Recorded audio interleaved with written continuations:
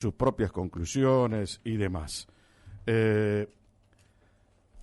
Hace un momento estábamos hablando con Ricardo Villada, que es el ministro de Gobierno de la provincia de Salta,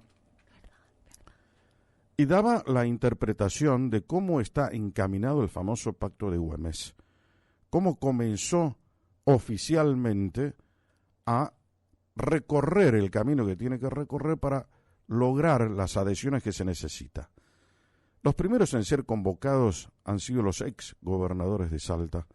Así fue el doctor Juan Manuel Urtubey, Romero y demás. Los tres se sentaron, convocados por el propio gobernador, para hablar del pacto. Cuando charlaba con el gobernador Sáenz el otro día, y anunció aquí el tema del pacto de de Güemes, me dijo: Jorge, lo más importante es el tema del federalismo, las obras que han quedado inconclusas, la unidad monolítica de los salteños, la fusión de una sociedad, enderezarnos detrás de objetivos y metas comunes. ¿Qué les habrá parecido a los gobernadores o a los exgobernadores? ¿Cómo habrán interpretado y qué les pudo haber comentado además, ya en una charla mucho más cercana, el propio autor de esa iniciativa, que no es otro que el gobernador Sáenz? Doctor Juan Manuel Urtubey, Jorge Calvo lo saluda. Muy buenos días, Jorge, ¿cómo estás? Bueno, ¿cómo le fue en esa reunión a los que fueron convocados por el propio gobernador? Bueno, en primer lugar, ya nos va bien en el sentido en que se plantean instancias de diálogo en la provincia, o sea, en un contexto complejo de la Argentina, en donde no solo la situación económica, social, productiva realmente está en una crisis muy fuerte, sino esencialmente el diálogo, la institucionalidad, digamos, en términos de la democracia, tiene sus bemoles, ¿no? En un sistema de gobierno que pareciera más autocrático que democrático, que en una provincia se plantee frente a esta situación abrir espacios de diálogo, ya es una buena noticia per se. ¿Eso es un espacio de diálogo? ¿Se puede considerar el pacto? Sí, claramente, porque en realidad es la forma de entender los acuerdos. Los acuerdos o pactos se entienden de esta manera, o sea, no pueden darse como una imposición del poder. O sea, si viniese el gobernador y dice, miren, esto es lo que va a ser el pacto, esto se va a firmar tal día y va a decir tal cosa, no hay tal acuerdo y tal pacto. Hay una imposición de quien conduce, que nadie discute que puede conducir, digamos, electo por la gente y todo, e impone algo. Lo que hizo el gobernador Sáenz en Salta es diferente, es convocar a los distintos sectores. Empezamos nosotros, pero de acuerdo a lo que nos comentó, va a hablar con dirigentes de la política, de la empresa, del sindicalismo, de los sectores sociales, para escuchar a cada uno de ellos, para desde ahí unificar criterios respecto de cuáles son los planteos que la nación debe llevar en la discusión nacional, ¿no? Bueno, eso es lo que nos dijo acá. La idea era que todos participen, todas las fuerzas vivas de Salta, las iglesias, el empresariado, la industria, el campo, los sindicatos, las universidades, la oposición, la política, en fin, todos. Ahora, ¿para qué sirve un pacto? ¿Cómo lo ve usted, doctor? En una situación como la que vive hoy la Argentina, me parece que es buenísimo que, digamos, no solo me refiero a la crisis, hablo de la poca tendencia al diálogo, a la escucha y a la participación que hay hoy en la Argentina actual, que los salteños unifiquemos personería en el gobernador y planteemos, miren, acá están los reclamos, las necesidades de Salta para plantear al gobierno nacional, es una buena decisión. En el sentido de potenciar frente a la dificultad de diálogo, potenciar en la figura del gobernador la representación de los salteños, no solo desde lo formal e institucional que lo tiene como gobernador de la provincia, obviamente, sino también revalidado políticamente con los distintos sectores, repito, no solo de la política partidaria, sino de la sociedad. Es una gran buena noticia que realmente esto se pueda llevar adelante. Está claro entonces que primero es una buena iniciativa porque es una convocatoria abierta al diálogo, a elaborar un núcleo de coincidencias entre las que podemos ponernos de acuerdo, porque de eso se trata un pacto, ¿no? Un acuerdo de voluntades. Ahora, ¿para qué nos sirve pactar? ¿Cómo ve eso? Y Salta tiene un plan de desarrollo estratégico acordado entre todos los sectores. Los salteños hemos tomado una decisión ya de hace muchos años de decir, nuestro camino va para acá. Cambian los gobiernos, pero nosotros seguimos sosteniendo una posición respecto de cuál es el orden de prioridades de las demandas que tenemos para lograr el objetivo de encaminar a la provincia de Salta al lugar en donde nosotros queremos que debe ir. Ahora bien, para eso necesitamos herramientas que la política económica provincial no puede darte, porque no hay tal política económica. Las herramientas de política económica son federales en una Argentina en donde la macro se resuelve con políticas públicas nacionales, no provinciales. Claro. Entonces necesitamos herramientas del gobierno nacional. Para eso, para que el gobierno nacional pueda realmente ejercer la conducción de una Argentina toda, no solo de la zona metropolitana de Buenos Aires, necesita que inequívocamente haya planteos que no sean divergentes. Bueno, en este sentido los salteños vamos con un planteo común. Decimos, este es nuestro camino, hacia acá queremos ir, este es el lugar y de esta manera. Para eso necesitamos estas herramientas. Bueno, esas son aquellas que nosotros entendemos que debe llevar adelante el gobernador de la provincia y que todos aquellos, cualquiera sea el lugar que tengamos, debemos de colaborar para que eso sea posible, ¿no? ¿Es oportuno hacer ese pacto hoy, en la Argentina de hoy, en la Salta de hoy, con el liderazgo político de hoy, con la situación económica, cultural, social que tenemos hoy? Definitivamente, porque frente a este momento es donde más tenemos que ayudar al gobernador, digamos, y aquellos que tenemos o que tuvimos responsabilidades como esa, entendemos perfectamente que en momentos de crisis como esto es en donde hay que activar justamente no solo todas las herramientas de solidaridad, sino fundamentalmente la inteligencia política de entender cuál es el objetivo primordial y trabajar para eso. Uh-huh. En la época en que le tocó ser gobernador, ¿a usted nunca se le ocurrió hacer un pacto? No estaba fácil porque, si bien es cierto, con el ex gobernador Cornejo nosotros trabajamos muchísimo, de hecho fue parte de mi gobierno, teníamos una situación con quien era mi antecesor que no había mucha vocación, ¿no?, de diálogo. Obviamente yo tuve intenciones, pero bueno, no siempre se necesitan dos partes en este sentido. Bueno, afortunadamente hoy está el marco, está el contexto y bueno, hay que aprovecharlo, ¿no? Ahora, imaginemos por un momento que el pacto puede prosperar. Yo tengo esperanza en que así sea.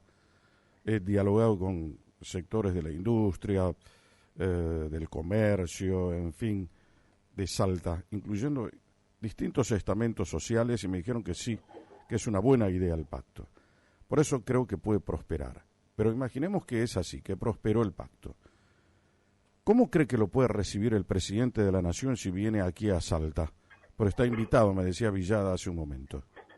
Bueno, esperamos que no solo lo reciba bien, sino que justamente ve ahí una herramienta muy interesante, digamos, entender que se valorará el diálogo y todo eso. Claramente entendemos que no es por ahí, pero sí por lo menos van a tener una herramienta en donde van a decir, mira, los salteños, todos los salteños, no el sector político que está en el gobierno o la oposición de turno, sino todos los sectores están de acuerdo con este tema. Ajá.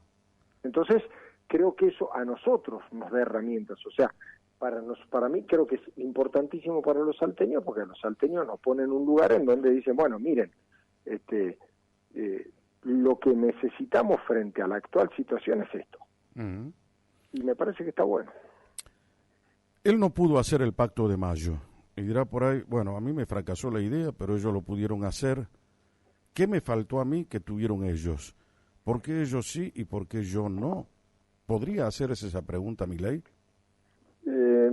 Sería bueno que lo haga para que las cosas puedan ser mejor, pero tengo mis dudas que eso vaya a suceder. Pero ¿cuál es la diferencia sustancial? La apertura y la vocación de diálogo. Y además, la posibilidad de que uno pueda conectar ideas, que uno pueda intervenir en el proceso de la construcción de consensos. Y de eso se trata el diálogo, no puede haber consenso sin diálogo previo. Claro, lógico. El gobierno nacional, obviamente, también atraviesa gravísimas dificultades, pero de alguna manera, ¿cómo ve ahora la gestión de Milei cuando está iniciando el 6º mes del año? Yo tengo una mirada crítica respecto al gobierno, Ajá. porque aún admitiendo, y en esto tenemos que ser honestos, que el problema no empezó cuando asumió este gobierno, sino que a él le toca heredar una situación muy compleja, las herramientas que utiliza el gobierno, a mi juicio, no son las herramientas que necesita la Argentina. La Argentina necesita acuerdos, consensos, otro clima es diferente al que plantea el gobierno en términos de herramientas. Y en términos de rumbo, yo no comparto el rumbo que plantea el liberalismo, no porque tenga prejuicios ideológicos, sino por una cuestión de exclusión social. O sea, la única manera que cierra un programa de gobierno como ese es dejando a más del 70% de los argentinos abajo de la línea de pobreza. Y yo realmente no coincido con que sea necesario ir a la famosa teoría del derrame, en donde yo tengo que hacer que al que le va bien le vaya mucho mejor, el rico sea inmensamente rico y lo que se le caiga a ellos haga que el resto... Bueno, pero eso no dio dignamente. resultado en ninguna parte del mundo. Por eso. Esa teoría Y del lamentablemente en la Argentina hoy, derrame. por ejemplo, el proyecto de ley que se está discutiendo en el Senado es un proyecto que son, aparte del proyecto base, está también el paquete fiscal, los dos juntos que plantean. En un proyecto se bajan los impuestos, para que vos te des una idea, los directivos de empresas que cataloguen como dentro del registro de inscripción del registro de grandes inversiones, Sí. Que tienen que tener un piso que va entre 200 y 900 millones de dólares, van a pagar los directivos de esas empresas un 7% de ganancias. En cambio, los trabajadores en relación de dependencia van a pagar 35%. Claro. Entonces la pregunta es razonable eso? Está bien, en aras de conseguir inversiones. ¿No sería mejor, por ejemplo, estamos discutiendo el tema del cepo y demás? Bueno, Sí. esas grandes inversiones van a estar exentas de restricciones de importación y exportación. Ajá. Esas inversiones, por ejemplo, la diferencia de tipo de cambio cuando haya fluctuaciones, te la van a tomar como pago a cuenta de ese 7% de ganancia chiquitito que van a pagar. O sea, estamos planteando, necesitamos que venga gente para que se haga inmensamente rica y lo que se le caiga a ellos, a nosotros podamos vivir un poco mejor. Yo no creo en esa lógica, entonces por eso es que no adhiero a las políticas del gobierno nacional. Espero que le vaya lo mejor posible, pero sé que ese tipo de políticas públicas son claramente excluyentes, ¿no? Ahora, el gobierno tuvo su peor semana, yo creo, esta que pasó, inclusive con la propia ausencia del presidente que estaba afuera. Eso termina golpeando, desgastando la imagen del gobierno a 6 meses o 7 meses que ya llevan el poder. Puede de alguna manera sufrir un desgaste, una erosión fuerte de lo que es la posibilidad de mantener, digamos, el ímpetu de una gestión, la originalidad para seguirla llevando a cabo. ¿Cómo reaccionará la gente hoy? Yo lo que veo es que el gobierno es muy eficiente en la construcción política, Deficiente. pero no lo es tanto en la gestión pública. Ajá. Y el problema es que está bueno, ya han demostrado que son buenos ganando elecciones, de hecho han ganado. Ahora lo que necesitamos los argentinos es que gobiernen. Y en el gobierno estamos viendo que la prioridad está puesta solamente en la comunicación, no en la gestión pública. Entonces, los resultados empiezan a mandar. Por ahora funciona muy bien el tema de la herencia recibida, porque es cierto, el gobierno... Bueno, pero ¿sabe qué me dijo el ministro Guillermo Francos el otro día que charlaba con él? Dice, lo que hay que tener en cuenta, Jorge, me dice, es ¿a dónde va el gobierno? ¿Cuáles son los principales problemas que tiene la Argentina? Es la inflación y es la inseguridad. Mientras no terminemos con la inflación, no podemos seguir haciendo obras, no podemos distraernos en otras cosas. Lo dijo el propio presidente, me decía Francos. A mí me eligieron para terminar con la inflación. Y fíjese cómo estamos bajando la inflación.